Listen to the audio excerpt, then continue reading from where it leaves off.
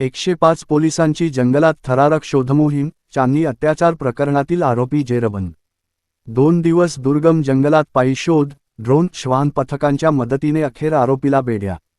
चिमुकलीवर अमानवी अत्याचार करून जंगलात फरार झालेल्या आरोपीला पकडण्यासाठी अकोला पोलिसांनी तब्बल 105 पोलिसांची 5 वेगवेगळी पथके तयार करत सावरगाव परिसरातील घनदाट जंगलात 2 दिवस अहोरात्र शोधमोहीम राबवली। अखेर पोलिसांच्या अथक प्रयत्नांना यश येत आरोपी जगराम गोविंदा आडे वय 60, राहणार सावरगाव तालुका पातूर जिल्हा अकोला याला जंगल परिसरातून अटक करण्यात आली। 5 मे 2026 रोजी चांदणी पोलीस स्टेशन येथे पीडितेच्या आईने तक्रार दाखल केली होती। फिर्यादी व तिचे पती मजुरीसाठी बाहेर गेले असताना घरात एकटी असलेल्या 10 वर्षीय मुलीवर आरोपीने अतिशय घृणास्पद अत्याचार केल्याचा धक्कादायक प्रकार समोर आला। तसेच ही बाब कोणाला सांगितल्यास जीवे मारण्याची धमकीही आरोपीने चिमुकलीला दिली होती। पीडितेने घडलेला प्रकार आईला सांगितल्यानंतर तिने तत्काळ पोलिसांत धाव घेतली।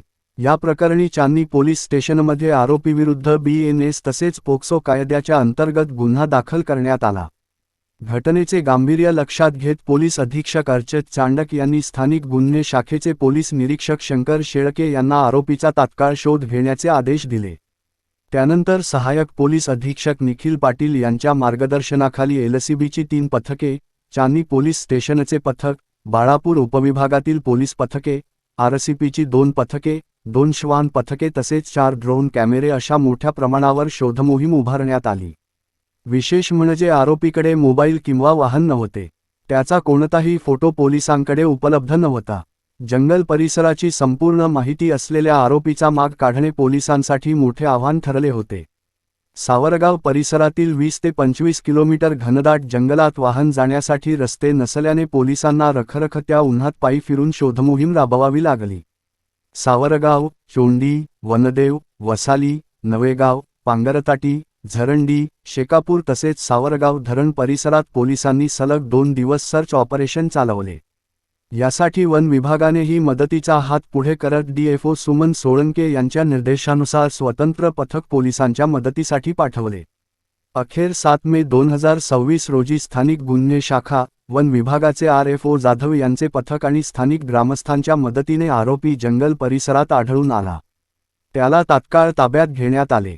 पोलीस स्टेशन अंतर्गत सावरगाव येथे एक अतिशय दुर्दैवी घटना घडली होती, ज्याच्यामध्ये एक 10 वर्षाची मुलगीवर एक 60 वर्षाचे नराधमाने एक अत्याचार करण्याचा एक माहिती आम्हाला भेटली होती।